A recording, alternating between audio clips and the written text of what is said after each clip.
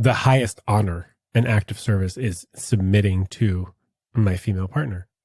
Yeah. And somehow that's a courageous act of masculine energy. Absolutely. And of masculinity. Yeah. That doesn't really make sense.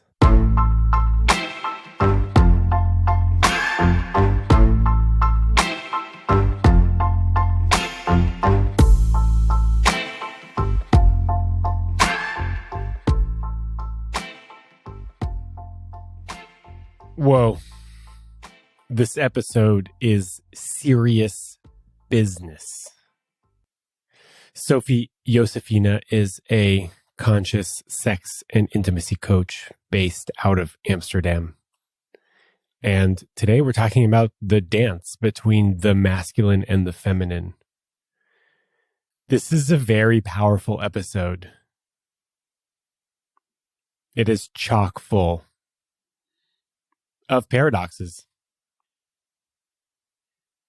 We talk about women having a strong inner dude and how that goes in conflict with surrendering to the masculine.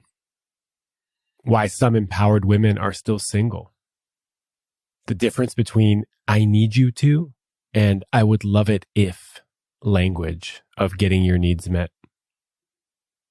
The difference between a need and a deal breaker. How to ask your man to fix your faucet. The difference between an ultimatum and a boundary consequence.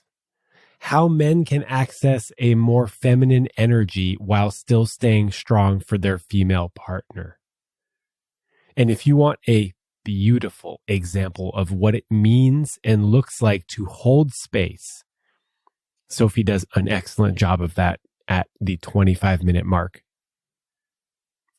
This is a beautiful episode and is probably the most intimate piece of work I have published to date. And Sophie helped me create the space required to access that kind of intimacy.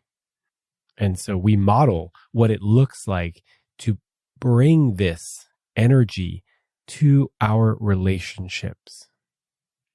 And as a side note, I am dedicating this episode to my partner. I am incredibly grateful and honored to be able to walk this bit of the journey together. Thank you. And thanks to all of you for listening. My name is Sean Galanos, and this is The Love Drive.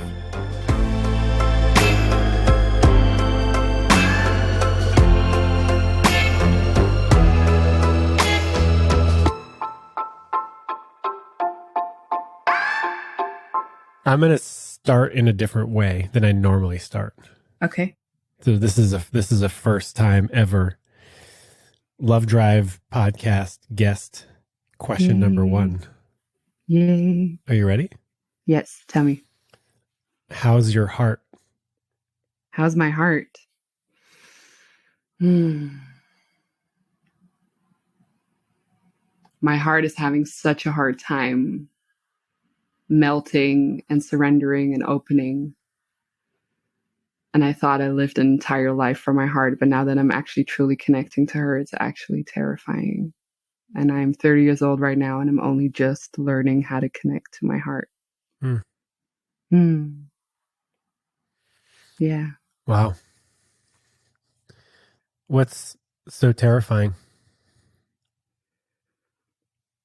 I think being a woman, I've always spent a lot of energy taking care of everybody else and making sure everybody else is comfortable and having a good time, and that I've actually never really felt myself. I've always deprioritized my own stuff for other people to be happy.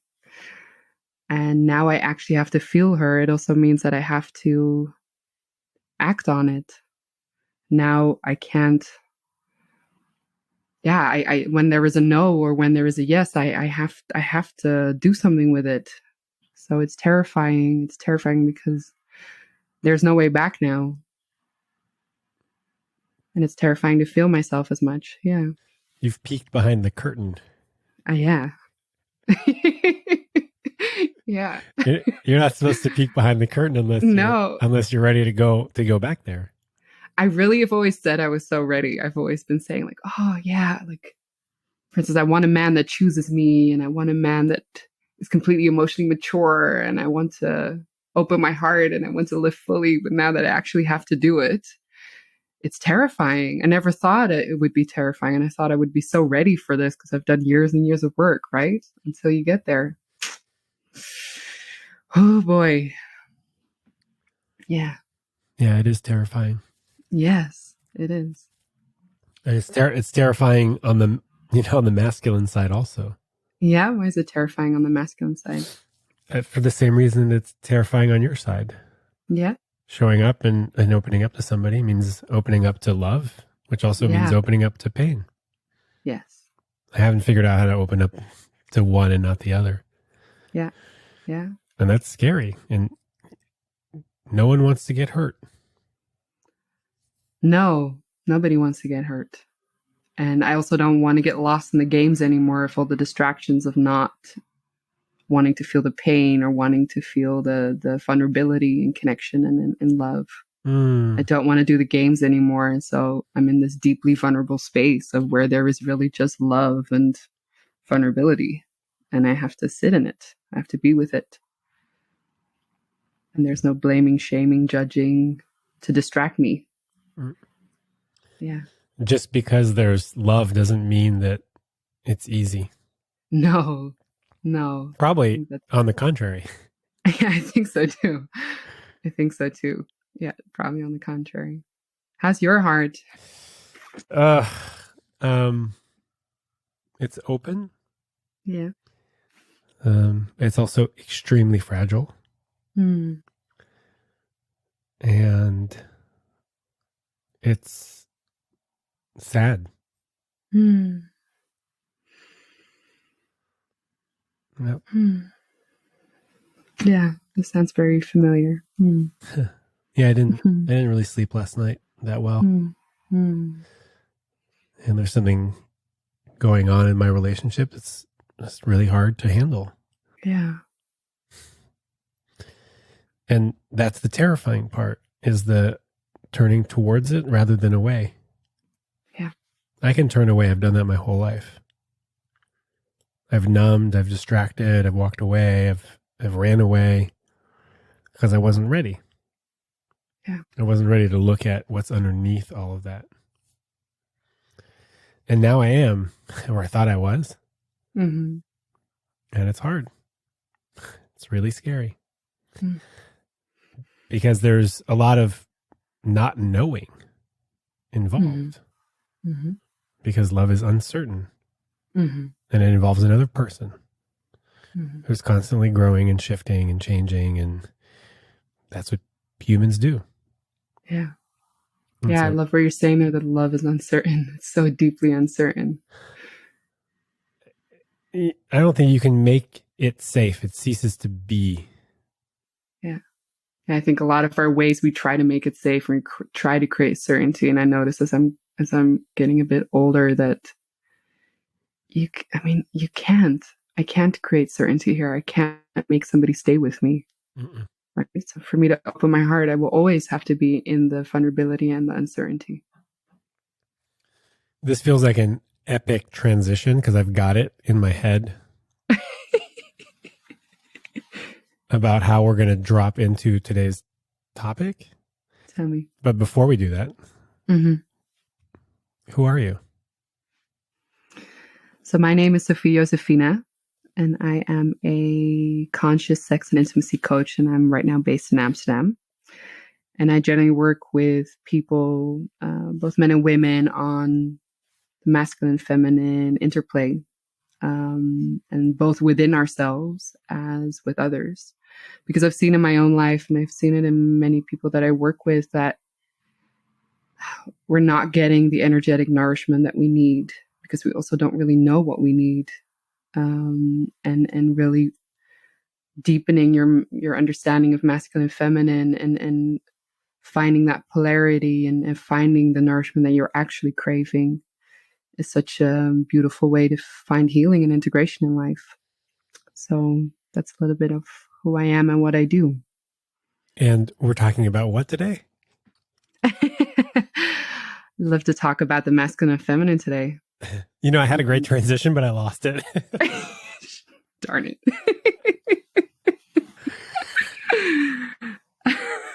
It was great. It was really good. And that's what happens.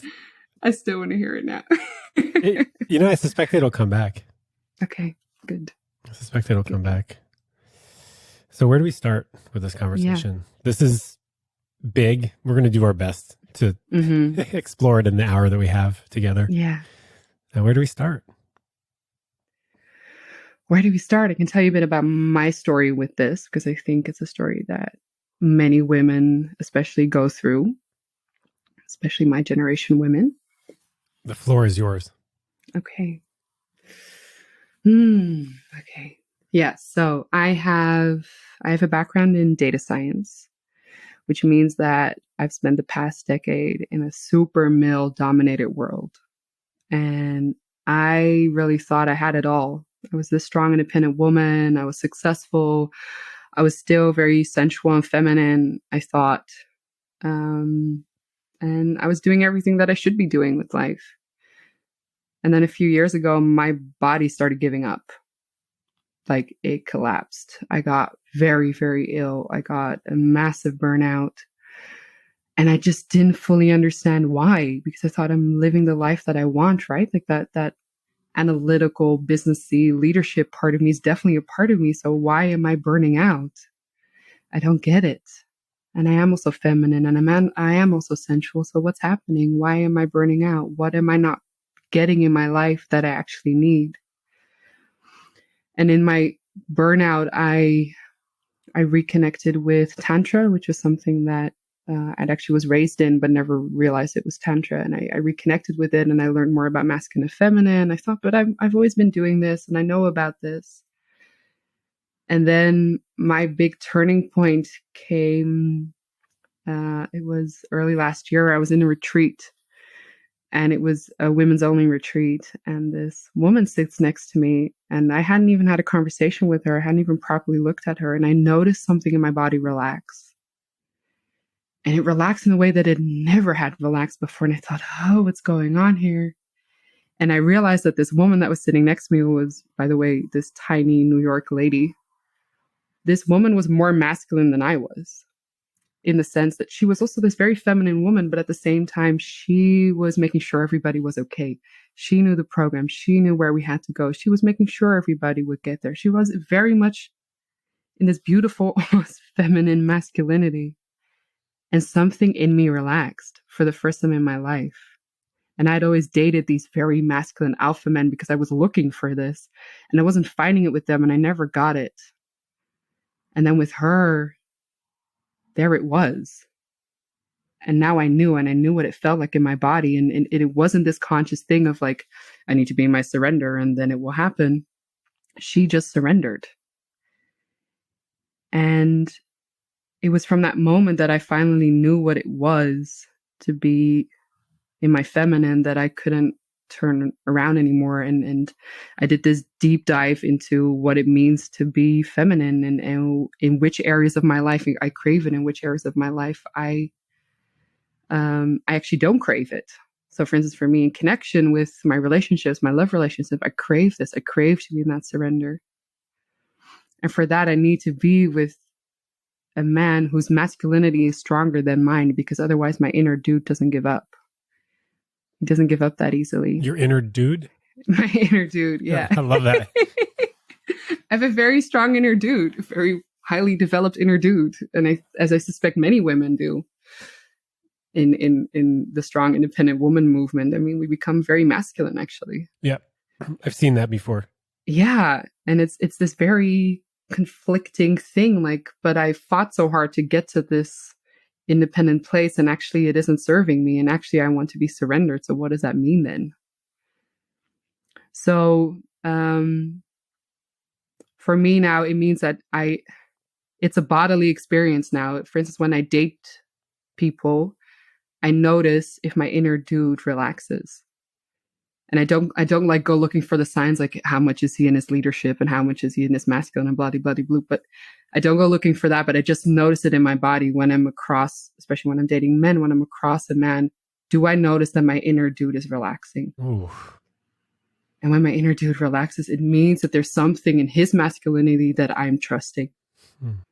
And when it's not there, I actually don't continue to deepen the connection with them, because I know I will then get into a very strange polarity or connection play of two people competing with each other. Because my inner dude is so strong, he doesn't give up very easily. And if that was with another man that would like to be the bigger man, then we're just going to be in competition. And I'm not nourished by being in relationships with men that lay in my lap and never get up anymore. Which was honestly the pattern I was in for most of my life. Because I was so caring, I would have these big guys that would like lay in my lap and never come out of it. And it actually wasn't nourishing for me. Too feminine. I think I made them also feminine because of my energy, but they're because I think this is also like I work with a lot of men, so there's a pain in men that there's not a lot of places for them to be feminine. So they would surrender to you. They would finally find a place where they could be, where everything was welcome, where they were held, and so they would fall into their feminine with me. Which of course is a beautiful thing, and I love offering this to men, but now that I've matured a bit in this path, I know that's what I offer in my work and not in my relationships anymore, because it's not nourishing.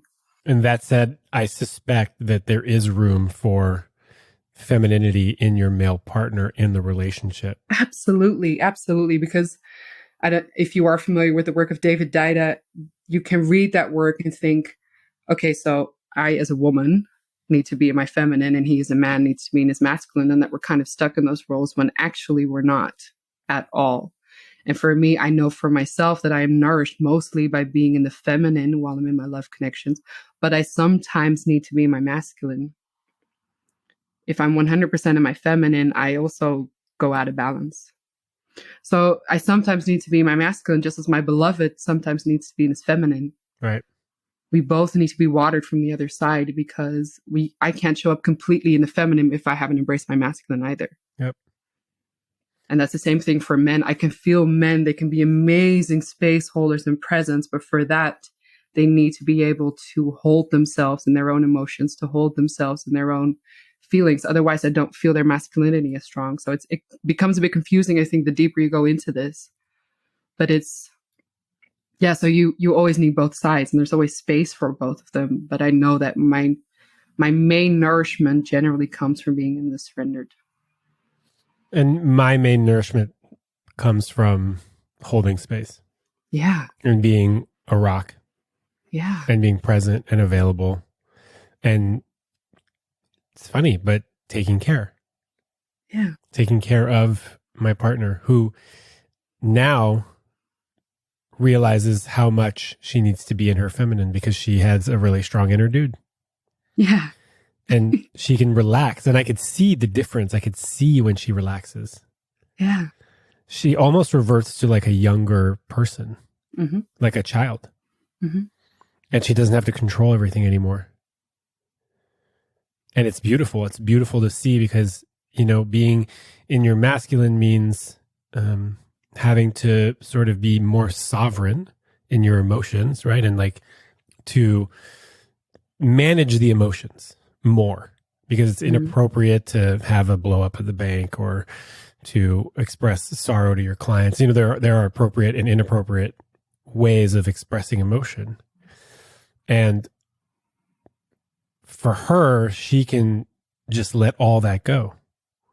And she can revert to like a younger state, and she can just let the emotions free. Yeah. And my job is just to witness, to a certain degree contain, but not really contain the emotions, but to hold the space, hold the container. And this is like a hard principle for a lot of people to understand, is like, what does it mean to hold space? But it's just to be present for, and to not change somebody's experience. Yeah. And she can relax into me. Yeah. And she can know that I'm not going anywhere, that she's not going to show me something that I won't be able to handle, and that I welcome all of her. Yeah. Even the parts that I don't like. Yeah, and that is so scary. I just did an Instagram post on this because this is where I'm at the point in my connection right now, that he's constantly reflecting to me that everything is welcome. And I'm terrified, even though it's my desire is to be very feminine and to let life through me. But when I actually practice that, it's terrifying, because that means I will show you also my darker emotions and my more ugly emotions, and not always be reasonable. And maybe you think I'm crazy, and maybe you think I'm dramatic, right? Because that's like the narrative I've heard my entire life, that the moment I become emotional, I am somehow invalidated. And so when a conscious man says everything is welcome here, are you sure? I don't believe that, because I've never really felt it. And so for men that are practicing this in their relationship, I think it's very powerful to be aware of this in women, that we've spent our entire lives hearing that our emotions are actually a way for us to not be taken serious. And to then show it to you. Like anything, I'm guessing slowly over time. Yeah. Right? You show emotion, and then you you watch the reaction. Yeah. Oh, is he actually? Oh, he is. Yep, he's fine. Oh, wow, he held that. He's maybe not fine, but he handled it. Yeah, he's still here. He's still here. The deeper and deeper you go. Yeah. To maybe to a point where you just have absolute trust that you can really show your full feminine power to a man. Yeah. And that it's not going to scare him off. It might challenge him. Mm-hmm. It might scare the shit out of him. Mm-hmm. And he might say, fuck, that's a lot. Mm-hmm. I don't really know how to deal with this, and still stay. Yeah. Yeah. I mean, that's beauty. Yeah, absolutely. I wanted to ask you about something you just mentioned. You said you loved being in your masculine, and you said holding space and also caring. And for me, I'm really curious about your opinion on this, because this has been such a confusing thing for me on the masculine feminine thing, that being very caring sounds like such a feminine thing. Yeah, that's why I said it in a weird way. I was like, surprisingly also taking care of and caring. Yeah, because when I've always learned that that's what it means to be a woman, right? We're super caring. We make sure everybody's okay. When actually, for myself, I've noticed that's brought me further away from my feminine essence. Yeah. I'm just thinking, sometimes it just means like making a plan. Yeah. Hey, babe, you want to go out Friday? Yeah. Do you want me to just handle everything? Oh my God. Yes, please. Yes, please. Okay. Yeah. That's caring for, that's taking care of. So she doesn't have to do any of that. Yeah. So she can continue to do whatever the fuck else she needs to do and not worry about Friday. Yeah. I got Friday taken care of. Oh, that sounds so delicious just listening to this. And by the way, Friday, it's always excellent. Right. It usually just involves 3 or 4 hours of lovemaking, plus like sushi. Well, that sounds wonderful. It's very simple, actually, everybody. Yeah, but that's the thing. It's so simple. It's so simple. It's more about kind of the energy that you inhabit, like the energy of, I've got this. Don't worry, I've got this. Hey, I'll make breakfast. You can just fucking meditate or play the guitar or whatever. Yeah, I've got this. I got this. And sometimes it's just that, like, that's how I say it. It might sound like dismissive alpha male dude, but it's like, I got breakfast. She's like, can I help? No, just go fucking play the guitar, you know? And like, that's what she wants. So what to you is the difference between that and like alpha maleness, or maybe like kind of the old fashioned dude? There has to be an element of knowing that you're doing it in service of. Not just because you want to control everything. Right? So there's this element of knowing that this is what she needs.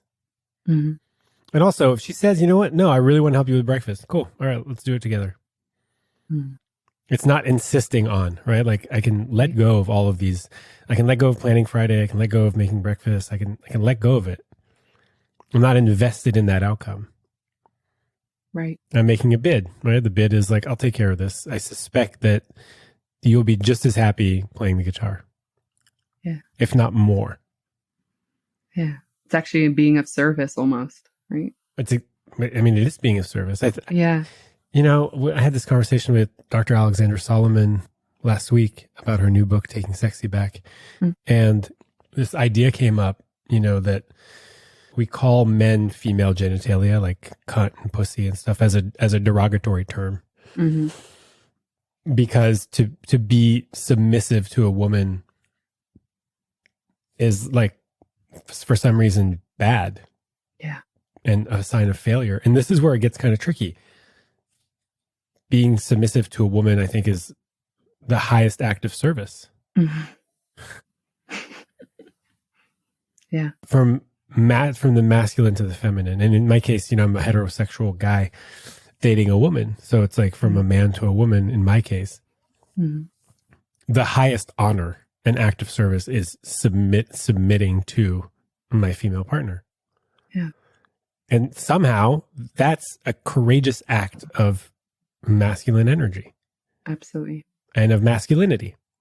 Yeah. Yeah. That doesn't really make sense to a lot of people. They're gonna say, well, no, that's like soft. You're being soft.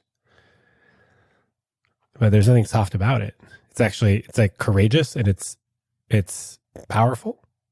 Yeah. To be able to remove myself, right? To like put the ego aside and submit to my beloved. Yeah. And to devote them, that might sound really like spiritually wishy-washy, but there's an element of devotion in there. Well, we used beloved and devotion in the same two sentences, so now we're in new age wishy-washy land. We have to rein it back soon because we're going to lose a bunch of people. But for me, like, devotion is more that I'm in awe of this human being. I think this human being is beautiful, and I'm so grateful to have them in my life and to learn from them and to live with them and to let life live through us. And that is devotion in a sense.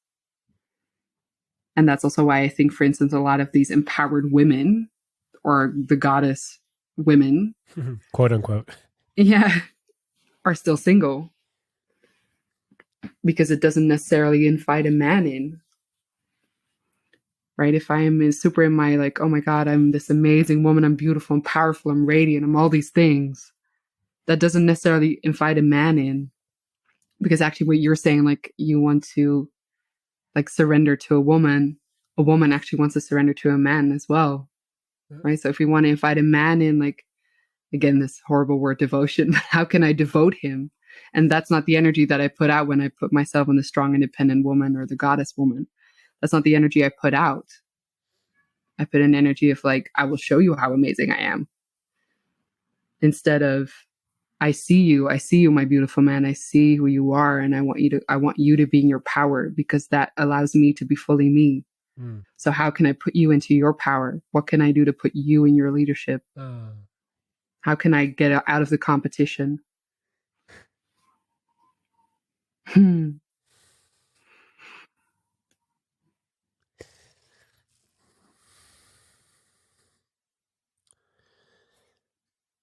Yeah. That brings up a lot. Yeah. Mm.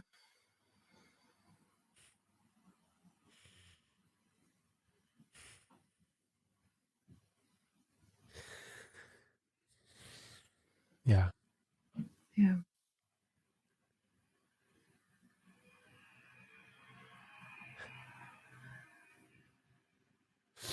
That just reminds me of the posture that my partner takes with me.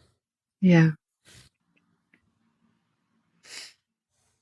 Mm. And how good that feels. Mm-hmm. to have somebody do that. Mm-hmm. Yeah.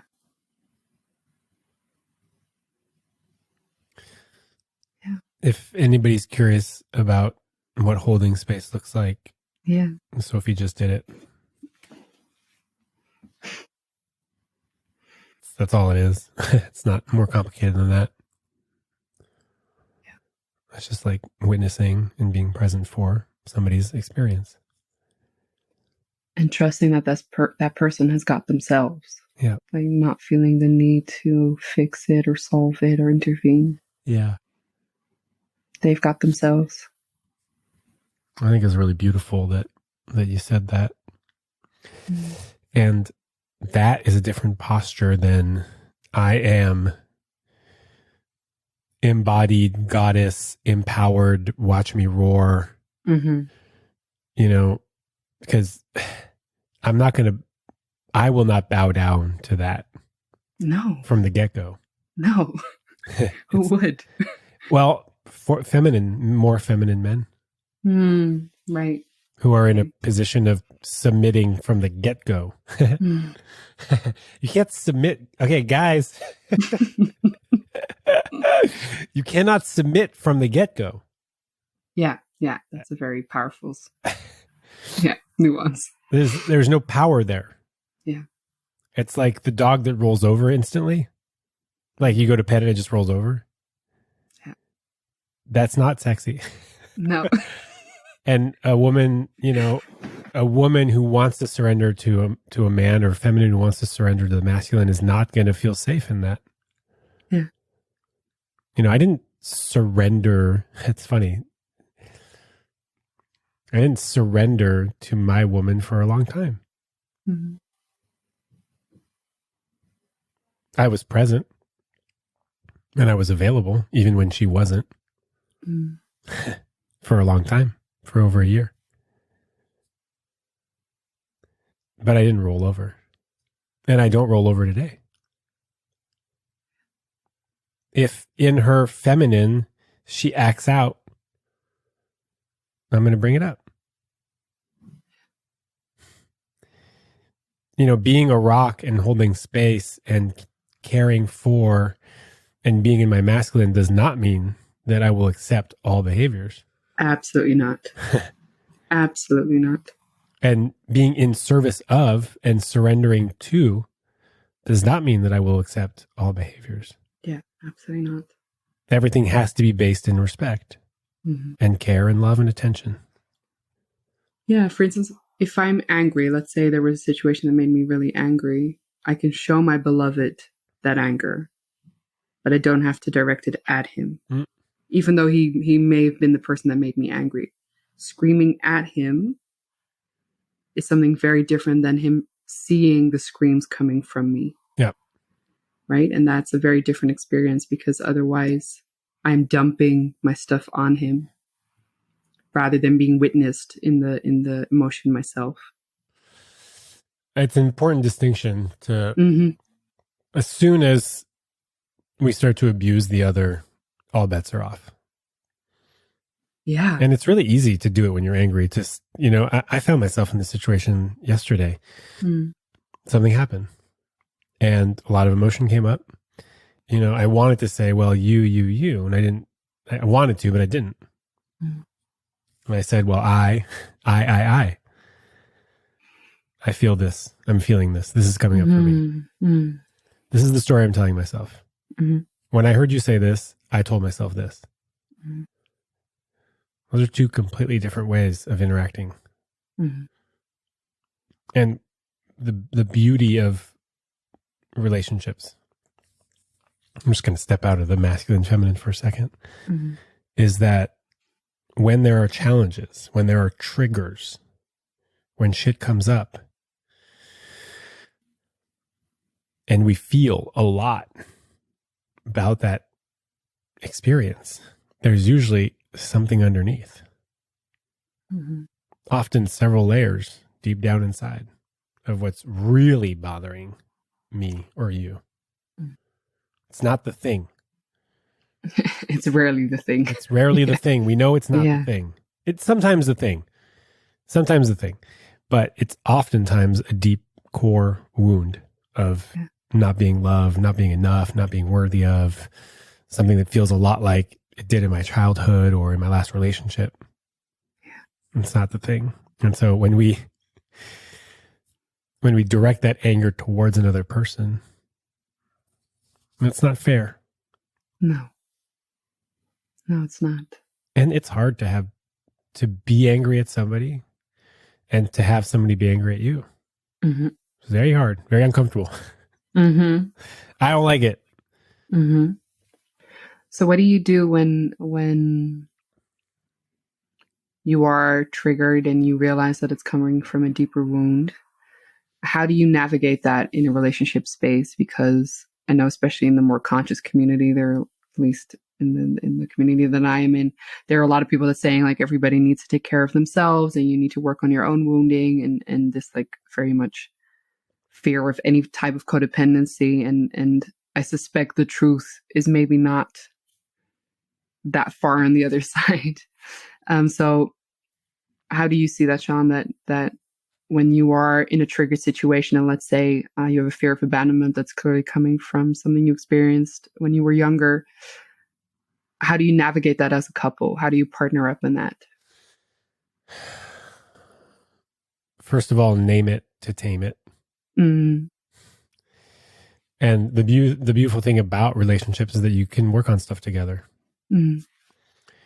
Hey, when this came up, or when you said this, a lot of fear came up for me. Yeah. I'm scared that you're going to leave me. You know, the story I'm telling myself is that you might find something better elsewhere, that you're not really invested. And I suspect that that's not actually what's happening. And I suspect that underneath that, there's, you know, it's coming, touching this deeper fear that I'm not worthy. And I know that's not true, but that's how I feel.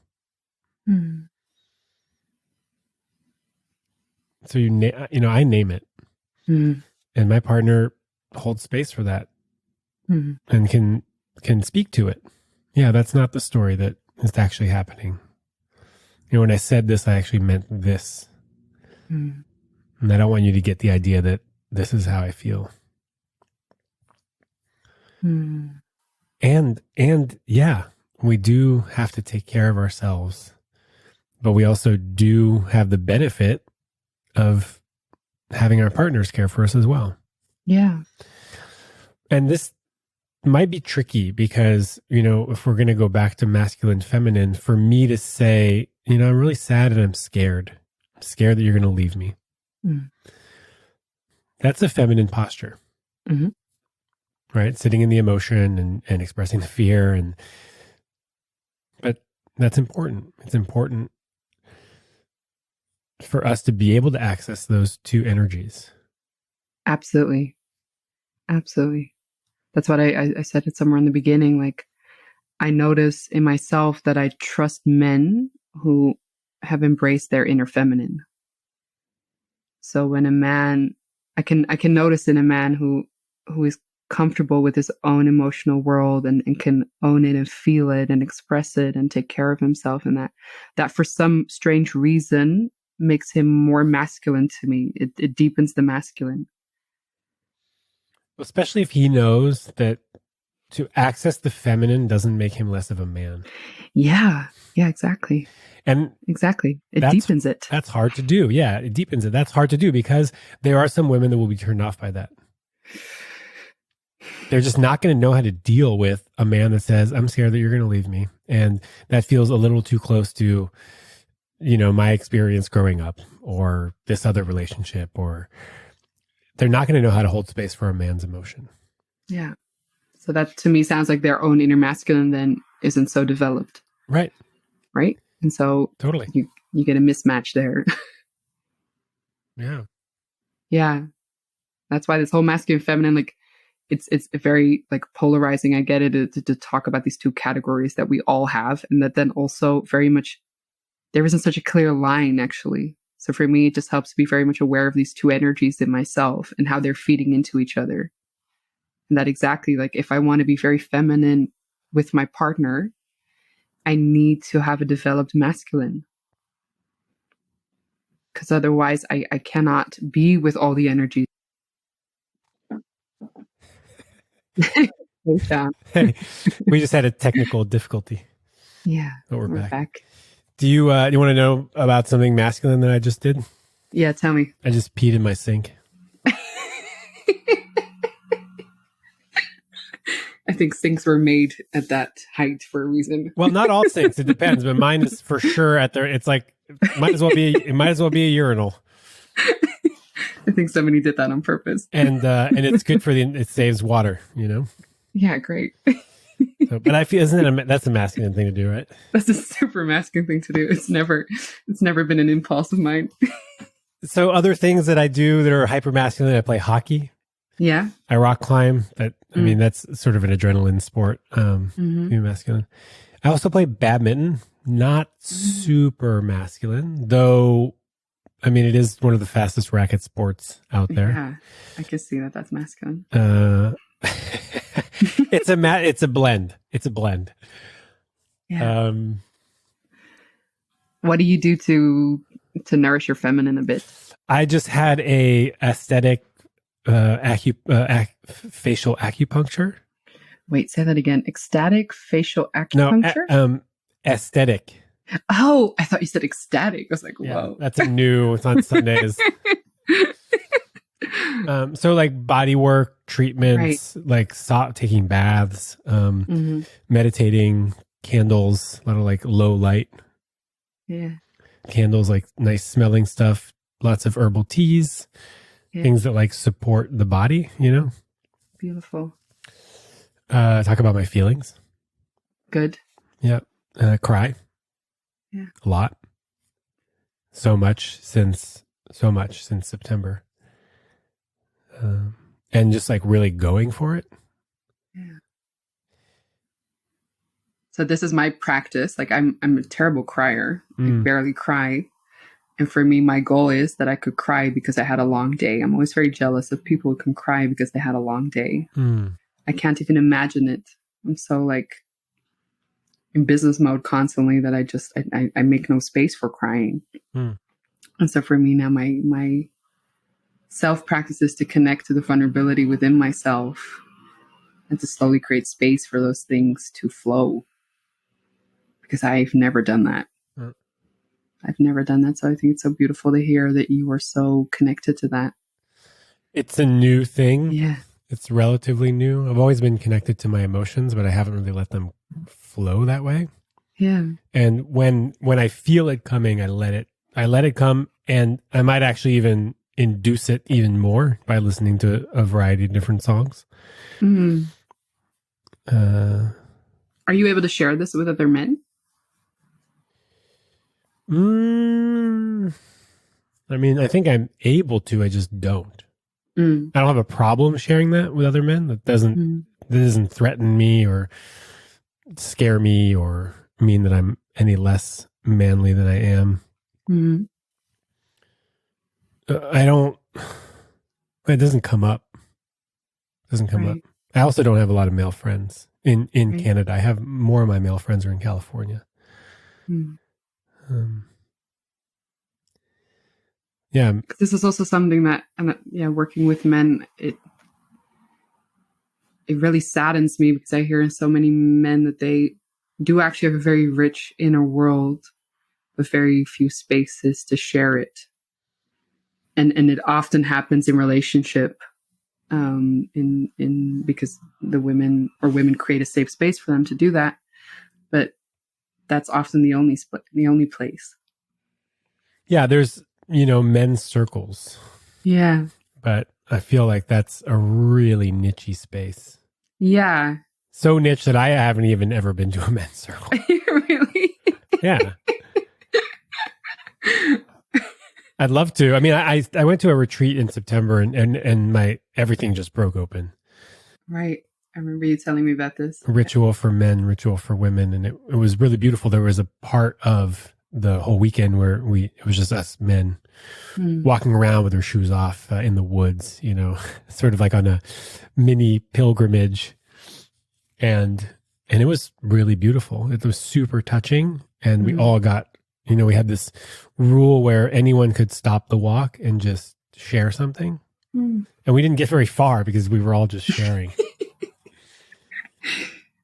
And that's so beautiful. It was really touching. It was really, really touching to hear that, one of the themes that came back over and over again is that men don't have this space. Yeah. To share with each other. Yeah. And to cry. Yeah. And all that often gets dumped on the female partner. Yeah. Because they created the space, because they're used to creating the space. Yeah. It's their job. Yeah. I mean, it's not really their job. It's the job that they've been given. Yeah. By society. So for me, one of my bigger shifts in relating to men has been to not do the emotional hygiene for them anymore. So I had a tendency that whenever I was around one of my men, I would say, how are you feeling? What's going on? What do you need? What's happening inside of you? I would constantly do their inner checks for them. Oh, I noticed something just happened in you. Tell me what's up. And I stopped doing that. Oh my God. And it's been so transformational because they now have to take care of themselves. Yeah. And it's not to say, I don't care about you anymore. It's actually, my energy behind it is, I completely trust you that you've got yourself and that when you want to share, you will. But I don't have to do it for you. I don't have to take care of you for you because I know you can do it yourself. And you want to be with men that can. Yeah, but it's also, I can imagine as a man, if you've always been in relationships with women that do the emotional hygiene for you, you don't know any better. Right? Because if you were upset, your woman at a certain point will do the digging for you and figure out why you're upset.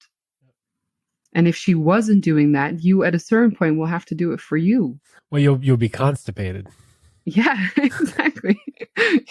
Something will start protesting because this needs to be cleared up. And it might not be. Like you might not do the work, and that's on you. Yeah. Then that's your path. Your path is to be constipated, emotionally constipated. Yeah. And exactly. Your job is not to teach men how to shit their emotions. Exactly. I'm done teaching men. Yeah, you're done teaching men. Yeah. Yeah. I mean, that's, we're kind of talking about this people pleaser thing where people kind of take on jobs that are not theirs to take on. And I stopped doing that a long time ago. Yeah. It's just not my work. Yeah. And in fact, when I people please or I take on your work, I'm robbing you of your opportunity to do your work. Exactly. I'm robbing you of your opportunity to speak up when something's not right, to say no when you want to say no, to say yes when you want to say yes. I'm robbing you of all of that. Yeah. And also you're robbing somebody from the experience of maybe going through shit. Absolutely. That's because we all need to, right? We all need to at some point in our lives. Maybe shit needs to hit the fan in your life. I don't need to save you from that. That's a blessing in disguise that you clearly need to go through. And for me, like, I had a realization this year that the caretaking was a way for me to stay in my comfort zone. So as long as I'm loving and I'm caring and I'm there for you and I've got your back and I know what you need and I'm constantly checking in with you, it's a way for me to stay so insanely comfortable because I never have to get vulnerable. As long as I'm taking care of everybody, I do not need to I do not need to get vulnerable. And here's where it gets interesting. Yeah.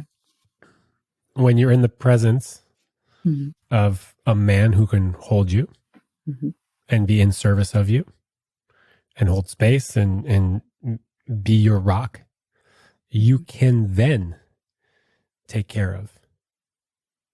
Because you know that he can take care of himself, which means that your support is in addition to his own support. Yes. You're not doing it because he can't do it. You're doing it because you want to, because you want your man to grow. Yeah. You want him to be stronger. Yeah.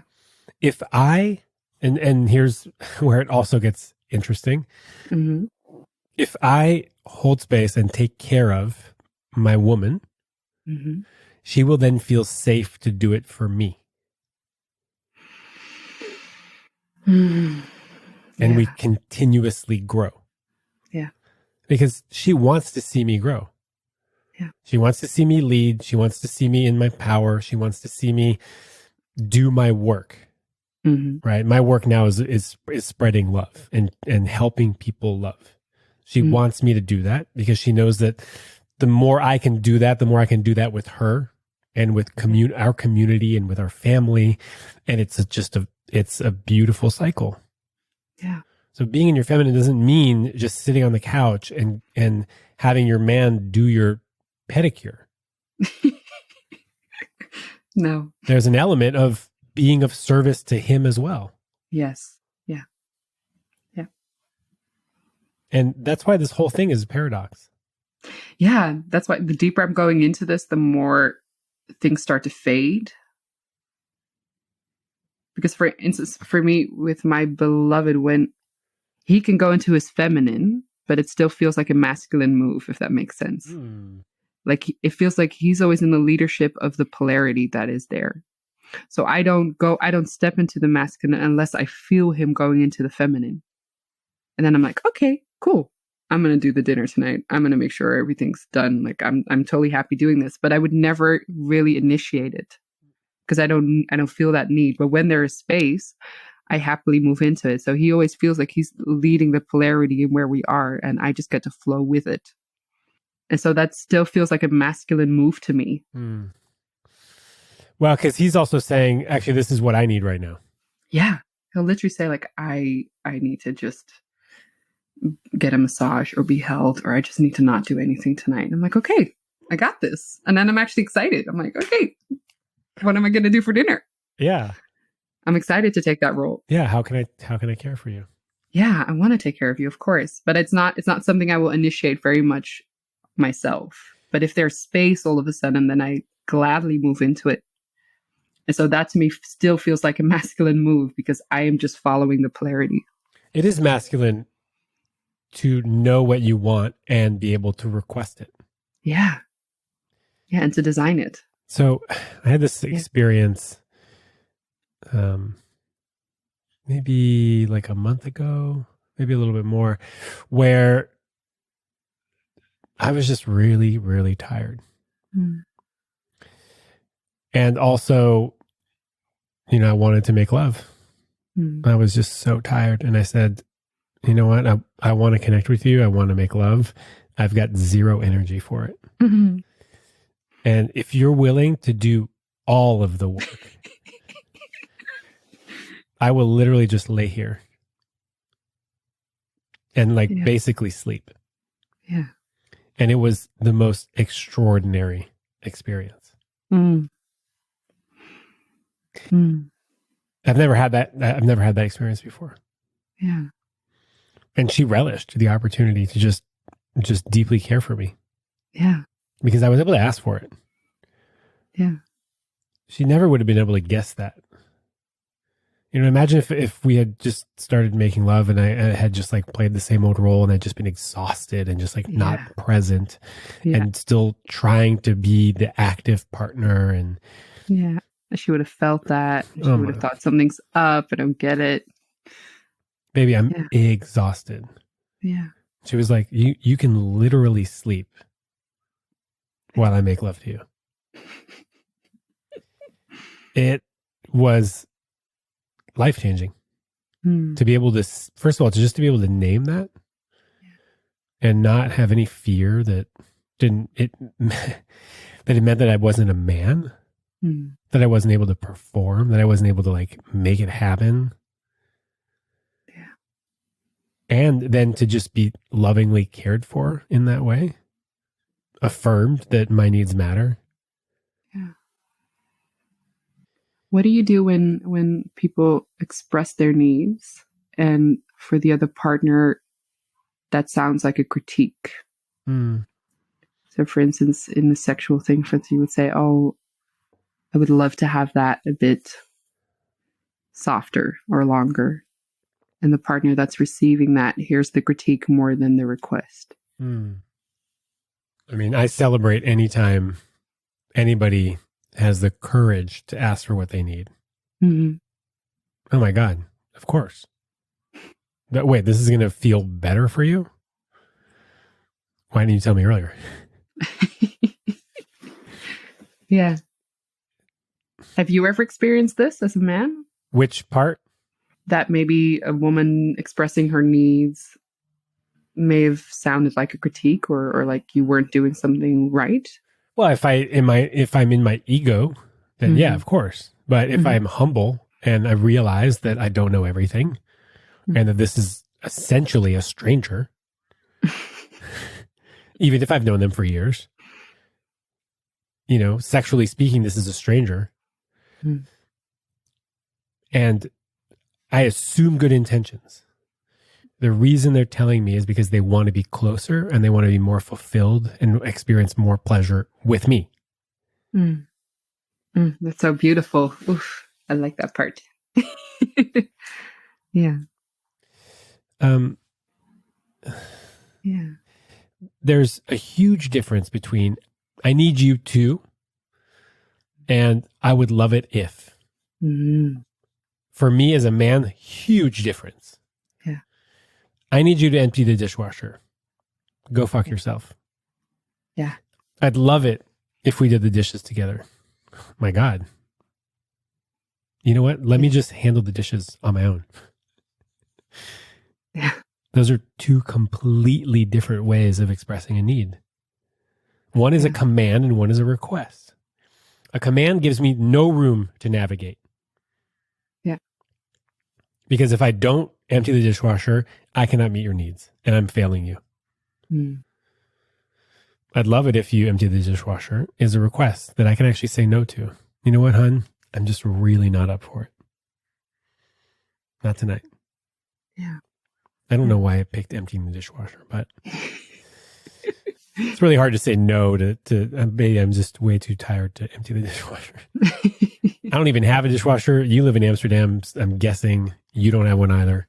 We actually do. Ah, royalty.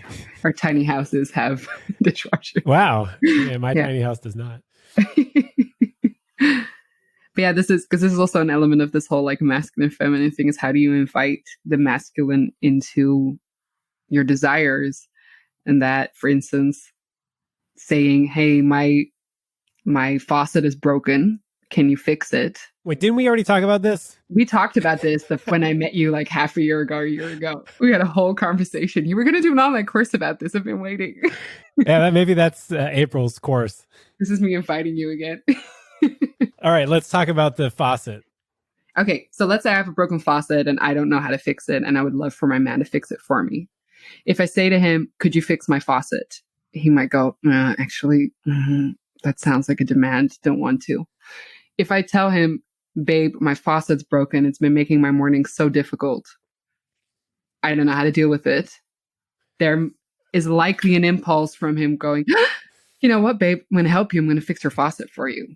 Right. Now I remember what my answer was. Because I know it sounds manipulative. Totally. And there's some truth to it. Maybe. Not in my life. So, I'm also, I'll just toot my own horn here. I'm an exquisite communicator. And for me, language is very important. Yeah. I went snowboarding this past weekend and I was just like making quips about everything that my buddy was saying. He was saying like, oh man, it's really dumping out, which means it's snowing a lot. Right. And I was like, that's actually disrespectful to a real dump. If this is dumping, what is it when it's really dumping? And he was like, okay. I go, so this is more like, yeah, it's snowing, or it's there's pretty solid dusting happening, but it's certainly not a dump. So anyways, I take it very seriously. And so language. Yeah. And I will explain this a little bit, and I'll also dive into a weird paradox that I use often. Hey babe, my faucet is broken and it's driving me crazy. My reaction would be like, oh my God, that sounds so challenging. It would really suck not to have consistent access to water. Yeah. Because you didn't ask me to do anything. So my posture is that unless you ask me to help, I'm not going to help. Maybe you just really need me to hold space for you right now. Right. This is so mature. I actually really like your perspective on this. And let's not forget that a lot of people have a hard time asking for what they need or want, especially women. Because it's really hard how to. It's not. It's not. It's the fear behind the asking. It's the fear of rejection. It's the fear of looking inadequate or not enough. That's scary. It's not hard to say, hey, I'd love it if you fix my sink. Could you fix my sink? And here's where it gets a little tricky. I'd love it if you fix my sink is actually not a question. No. It's an expression of a desire. So if I wanted to be really picky, I would say, I would also not respond to that, but I'd love it if all the time. There's the 3-part invite. Hey, I think you're really cute. I'd love to have dinner with you. And if you're not up for it, no problem, right? 3-part invite. Compliment, semi-request, and then an out. But the I'd love it if you is much more powerful than, oh man, it's such a bummer that my sink is broken. I'm getting annoyed just listening to this. I know.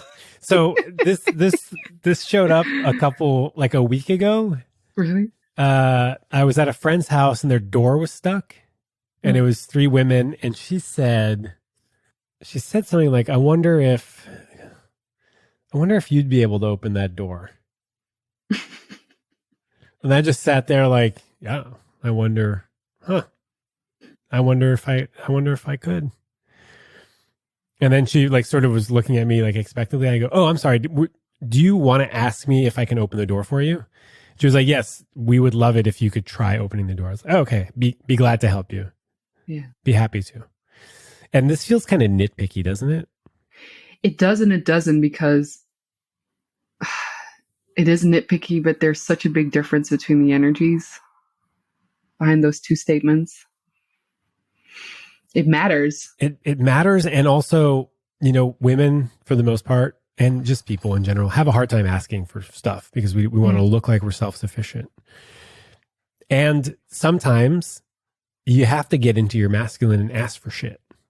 Yeah. You're not going to get it unless you ask for it. And so me sort of not responding to her quasi request of opening the door is an opportunity for her to ask her what she needs in a safe way. Like we were just around the kitchen table. It was, it was safe, and it challenged her. And she was like, yeah, could you please try to open the door? By the way, I was not able to open the door. Yeah. It was locked from the outside. That's why no one was able to open the door. It's not just because I'm a detective. It's just not just because I was stronger than them. No one was able to open the door. Right. So good that you were there. Yeah. Yeah. Because these things are so important, because everybody says go figure out your needs and communicate them and your boundaries. And then actually I'm often stumped because I don't actually know what words to use. Because if I have a need, let's say I have a need that is actually a demand, or a demand that's a deal breaker for me, how to communicate that in a way that respects kind of this masculine need for freedom. Yeah. And that's what I find so difficult sometimes. Let's try it. Okay, let's say I had a lot of health things. I have to go to the hospital and I have a terrible procedure to go through. We talked about this. I know. Okay, this is going to be fun. Let's say I have to go through a terrible procedure in the hospital and I need my partner to be there because I'm just really not. This is hard on me. How do I communicate? Do I just say, I would love it if you'd come to the hospital tomorrow with me because I would love to have your support there, because that's a hard day for me.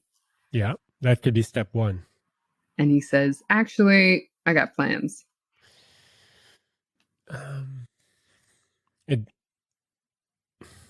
understand that you have plans, and I'm really scared. Yeah. It would mean a lot to me. And it's actually important to me that you show up. I need you. I actually need you there. Which is, now it's tricky, right? Now we're using need language.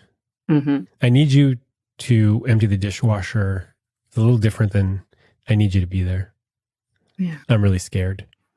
Yeah. Dishwasher and a sex act or whatever is different than I'm at the hospital and I'm going to go through a procedure. Yeah. So then he can say, babe, I understand, and I can't make it. I've got a really important thing at work. And I'll be there with you in spirit, and I'll be there after when I can. When we're talking about health stuff, this is a different ball game completely. But there might be other things for other people that just feel like they are very essential, right? So hospital might be an extreme example, but Well, we can stay with the hospital example just to show you what it looks like. What if that is a deal breaker for you? Yeah. Hey, honey, I don't want you to do anything that you don't want to do. And I need to be with somebody who takes this kind of stuff seriously. And if you don't want to be here for me, that's okay. I'm going to probably have to take space from this relationship. And that's not an ultimatum. That's a boundary. Yeah. It's you expressing what's important. Yeah. And what you're going to do, it's a consequence. Yeah. And what's the difference between that and an ultimatum? Because I could imagine somebody receiving this could receive it as an ultimatum. If you don't come to the hospital, I'm going to leave you. That's an ultimatum. That's a tactic. Yeah. Yeah. To get someone to do what you want to do. Hey, if you don't show up and if you can't show up for me, that's okay. I totally understand. I'm going to do what I need to do to take care of myself. Right. Which means probably taking space from this relationship and giving it less priority. The energy behind it sounds so much more loving. Well, it's also self-loving. Yeah, like loving towards yourself and just saying like, okay, but I love myself. And that means that I then will take some distance from this. Yeah, this is important to me. Yeah. Yeah, it's the energy behind it. It's beautiful. I mean, I've never done any of this, but that's how I would do it.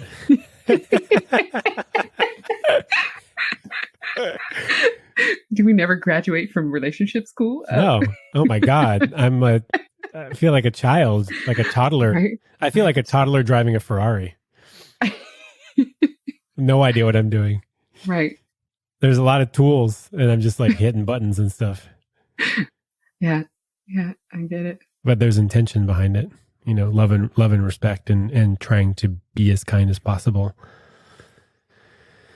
Yeah, kind of taking the charge out of it. What I hear in the difference between the things that you're constantly postulating is there's a different charge behind it. It's not, there's this beautiful book called Getting the Love You Want, and he talks a lot about like war zone versus partnership.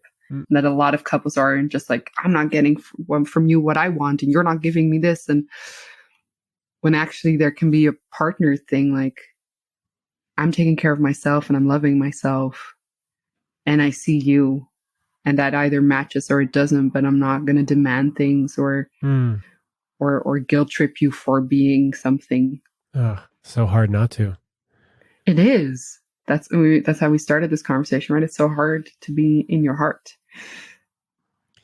Yeah, it's funny. I felt very safe in my relationship up until a day ago.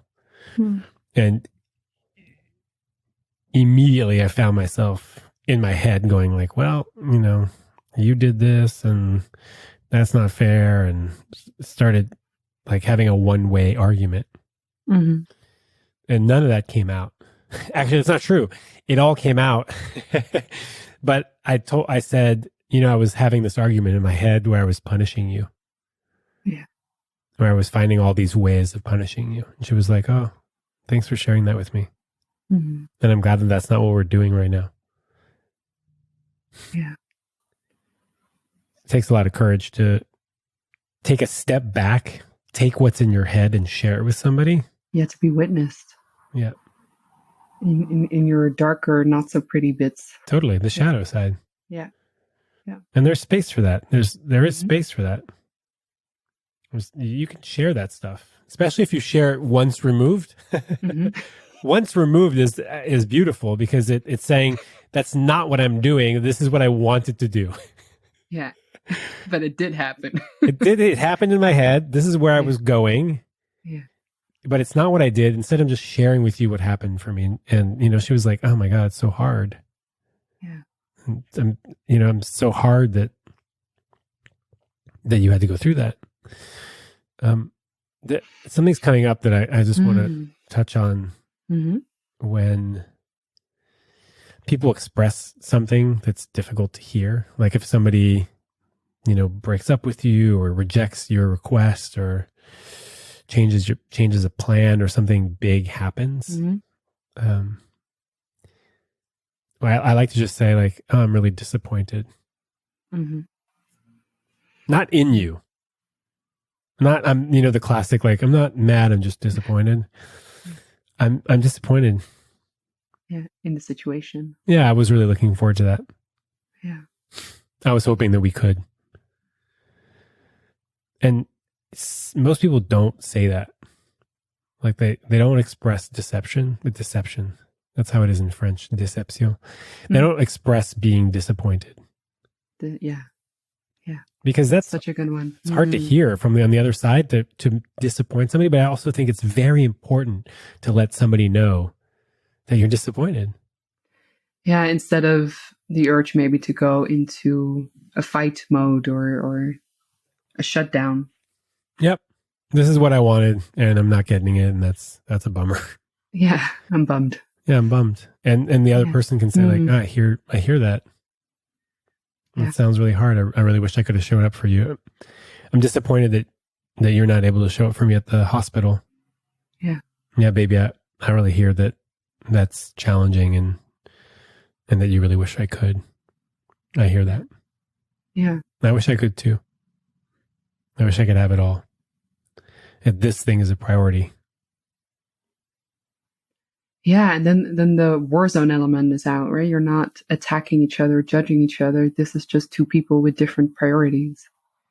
And then you can both make your decision on that. Yep. You have more information. Yeah. Yeah. Yeah, beautiful. You should make a course on how to fight. I don't have a lot of experience fighting, but I guess that I am making a course on the intro to great sex, though I do have quite a bit of experience in that department. Yeah. I don't mean to toot my own horn, but it's important to every now and then. Pretty good at it. Yeah, after that, an intro to fighting. Oh, I'm doing a whole bunch of intro courses because that feels right to me. Yeah. You just did your dating one, right? Yeah. Intro to, I just wrote it down. Yeah. Intro to modern dating, intro to great sex, intro to fighting. There's a piece on rejection here, rejection and deception and being disappointed. And, if you ask somebody to show up for you at the hospital, they say no, there's rejection there. Yeah. There's a feeling of rejection. And what's important to remember is that a rejection, getting a no to a request is not a no to you as a person. Yeah. It's just a no to that thing. Yeah. That's I've heard that sentence many, many times in many, many workshops. And it sounds so reasonable, but actually it's so hard to live it.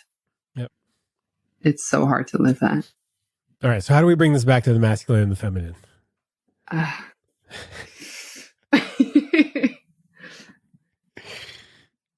That I think maybe expressing your needs requires a certain level of masculine energy. And feminine energy. It's both this vulnerability and this clarity of, yeah, this is where I might need something or I would love for you to show up for, because I don't feel my strongest and I don't feel so it's a beautiful combination, I think. And, as a man, if I hear I need you to, I shut down. Oh, yeah. I shut down because you've backed me in your corner and there's no other option. I have to comply. That's why I'm having this conversation with you. Yeah. And I don't want to comply. No. But if you give me the option to show up, yeah. I'm much more likely to do it. Like, I'm going to want to do it. And that's what you want. Yeah. You want me to want to do it. Yeah. You don't want me to not want to do it, but to do it anyways because I want you to do it. Yeah. A guy that shows up at the hospital sulking on his phone the whole time is not what I want. No, you want some dude to show up and say, hey, you know what? It would mean the world to me if you showed up at the hospital because I'm really scared. I've never been this scared before. And you being there would make me feel so safe. Yeah. Hello, I'm going to drop everything. It's the interesting thing that from the past situations that I've had like this, what mattered to me wasn't necessarily if he showed up or not. It was whether the intention was there. Mm-hmm. So if the response had been, I see you, I wish I could be there, I really do. I have something I can't move, but I'm going to call you straight after that appointment because I'm there with you and I'm thinking of you. Yeah. Then it actually wouldn't have mattered, or doesn't matter if he shows up or not. It's the intention behind it. Yeah. And so I don't necessarily want to demand my beloved to do something. I want to invite his intention to be there. You want to invite him to show up. Yeah. You don't want to make him show up. Yeah. When you invite him to show up, and then when they show up, you can actually, like, they're showing up because they want to show up. Yeah. It's a lot different than showing up because they have to show up. Yeah. And that when they don't show up, it's not out of like apathy.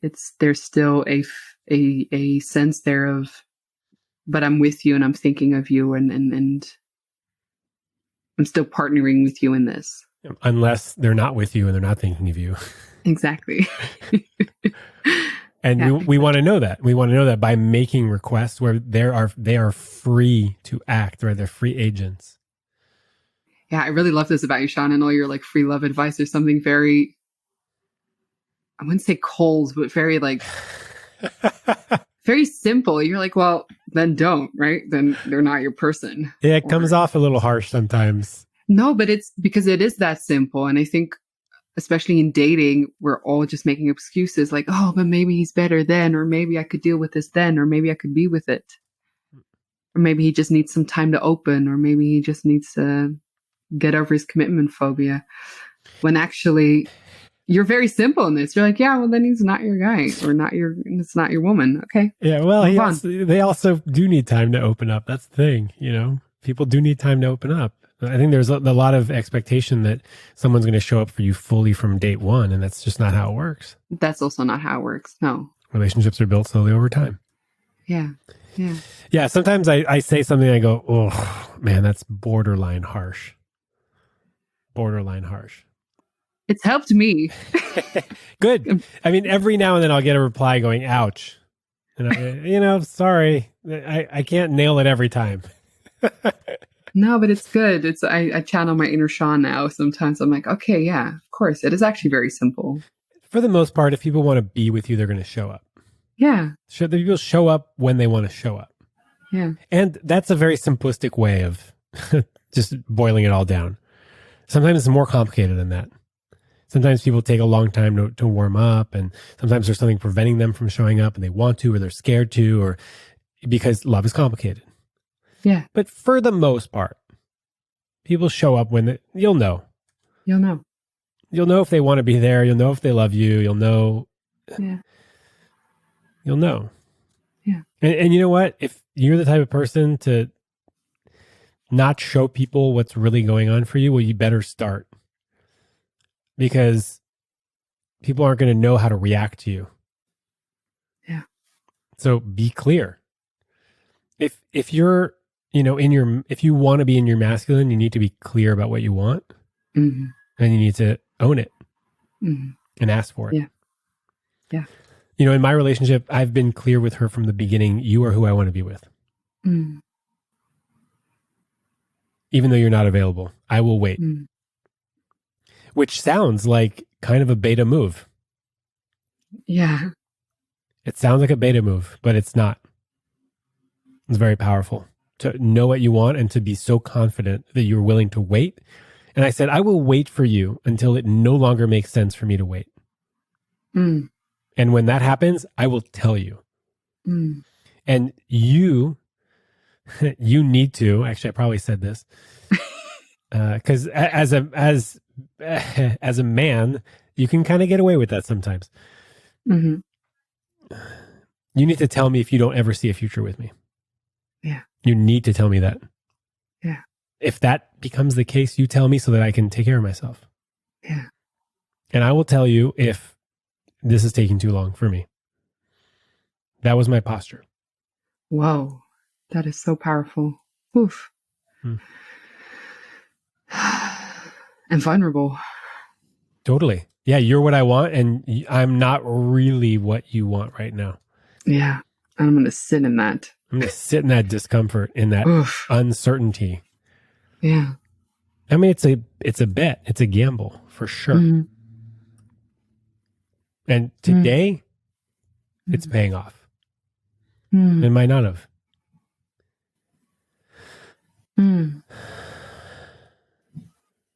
So beautiful. I'm devoting this episode to her. I like that. That's beautiful. Yeah. Yeah. Breaking open. And sitting with. Yeah. Sitting with so much discomfort. It's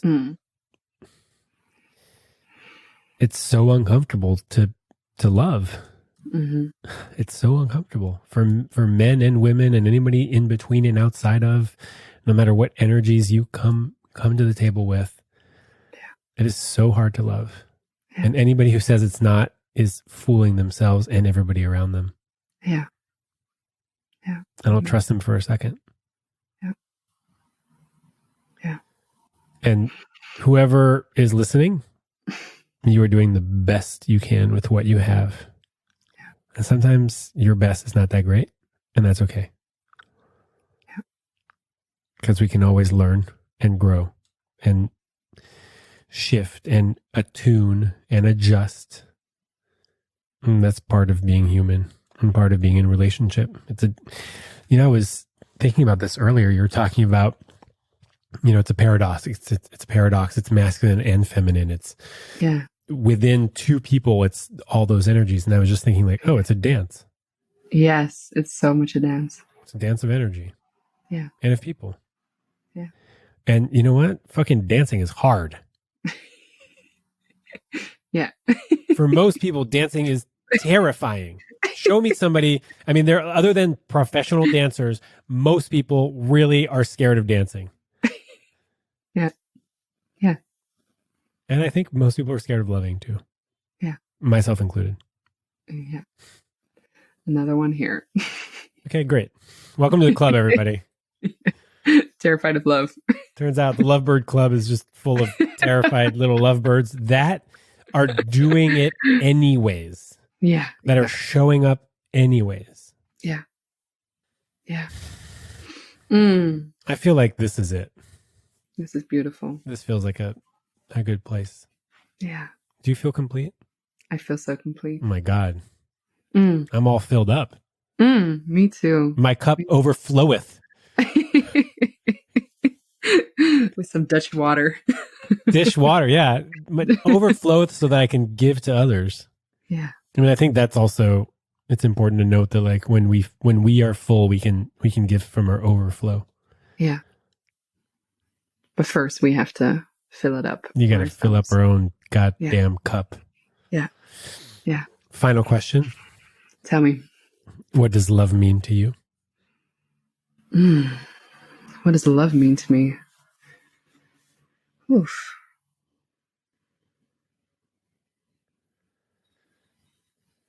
To be completely seen, to see, to be completely known, to know,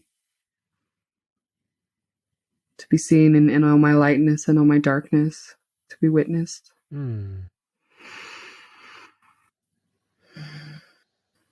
Yeah. Beautiful. Beautiful question. I'll take that. To be seen and witnessed and known. Yeah. As much as anyone can know anybody. Yeah. A little bit over time. A little bit, yeah. Thank you so much. Thank you, Sean. My God. This felt like such a journey. My goddess. My beautiful, empowered goddess.